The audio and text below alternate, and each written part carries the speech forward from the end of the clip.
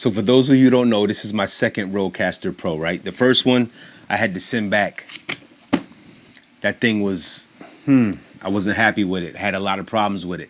Second one shows up and still wasn't impressed with the packing. I feel like my box had been thrown around. I feel like they played with the box, opened it.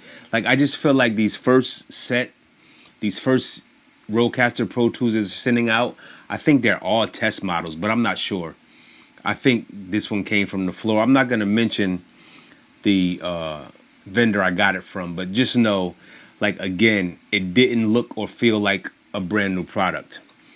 It is what it is. I'm on like my third day of testing this out, and I just want to tell you 5 things that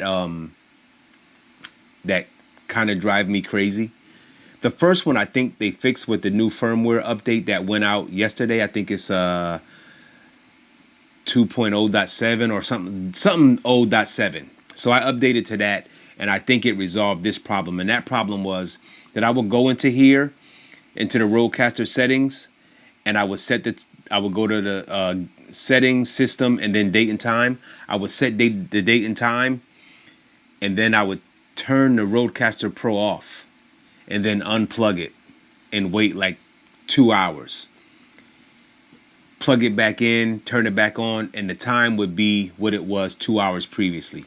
It seems like they fixed all of that now because I've turned it off, unplugged it, did all the tests that I did the first time, and the time on the Rodecaster Pro was actually correct.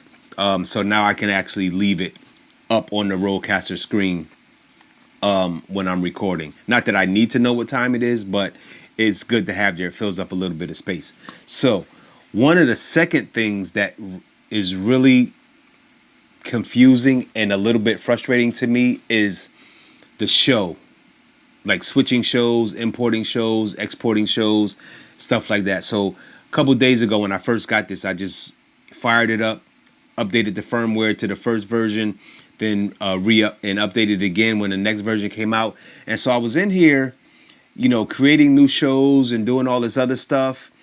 And what I didn't realize was that if you didn't export your show before you created a new show, all your settings that you just spent time setting up, like the microphones, any processor settings, any of the color settings on the Rodecaster that you put in, if you didn't export that show, then those settings would be lost if you just went ahead and created a new show. I didn't know that, and I didn't look around for that. I just thought it would be straightforward, and it's not. So let me tell you this, guys. If you get your Rodecaster Pro set up the way that you want it to, all your colors are very beautiful, all your names, all your faders are where you want them to be, your virtual faders you switched out, to the faders that you use on base or on the device, and you don't export that show and you create a new show, those settings are lost. I promise you, I did this like 3 or 4 times, not realizing what was going on. Just thought I could just set up a new show and get going. The show thing is confusing. So then what you do is you export the show. If you create a new show, you can actually take your show that you have created the first time and do a total copy and rename it, and you'll have the same settings, and you can go in and switch it up like that. Again, you have to export that show. So importing the show, let's get there.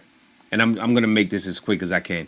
Importing the show, when you hit import, you're going to get a list of your show name, and then you're going to get dates and times of a whole bunch of other shows.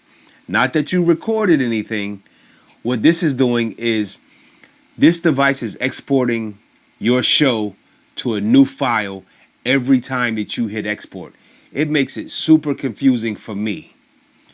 And it was also a headache, and like, why didn't they just create one master file of your settings for the show name that you've created and just keep overwriting that? Maybe there's a reason why they just keep different versions. I don't know. But for me, as just a podcaster, it's a little confusing. Secondly, or the third thing that I don't like, because I do this all the time, when I have created a backup of whatever I recorded on here, I want to format my card. I'm not holding any data on the card. Well, guess what, ladies and gentlemen? If you format your card, you've also formatted all of your show settings. You have to start over from scratch. I did that 2 or 3 times just to make sure I understood what was going on. And sure enough, if you come into the settings and you decide that you want to erase your micro SD card, guess what? All your show settings and all the shows that you created, those are gone too. So there is a way to connect this to your desktop or your laptop and actually copy your show files to your hard drive. So if you accidentally do that, you could just rewrite them onto the card. But why isn't the show setting stored on the device? I don't know. The fourth thing that I figured out yesterday or the day before when I was messing around with the inputs and everything else is this. If you know, the RodeCaster Pro 2 has the voice effects. So if you have your RodeCaster Pro set up to do multi-tracks, guess what's not going on your individual channel tracks? Your voice effects. So what I did was I was testing the different mic settings, and I was playing with the voice effects on channel 1, had the voice effects going. I exported the show and all my individual tracks. I played track 1, voice effects were not there. The voice effects only transferred to the stereo mix. Why? Again, I don't understand it, but it's something that they do that I think is a little weird. The last thing is not a complaint. It's actually, I'm actually surprised that it lasted this long. So I have my RAV power that I use with my RodeCaster Pro when I wanted to not have to plug it in. So I used this on the RodeCaster 2 the other day, and it lasted for about 5 hours.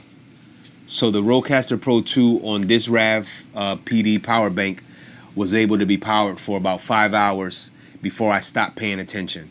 What I did notice was that even when I turned it off and left it plugged up to the power bank and came back the next morning, my power bank here was drained. So I guess the RodeCaster Pro is still pulling some type of power. And I'm not sure what it's pulling power for when it's turned off, because I don't think it's the clock or the system, because like I said, when I unplugged everything and testing the system time the other day, after a couple hours, the time still remained accurate, even though there was no power source. So those are my 5 things, which are really probably 4 that I still have the shrug shoulders for about this device, but I'm going to actually do my first podcast with this device next Tuesday. Once that's done, I'll let you know. I'm going to pull in a mic. I'm going to pull in a Teams meeting, a Zoom meeting with just a voice. So I'm going to put it through its paces as a podcaster for the first time since I've had the new device. I'll let you guys know how it goes.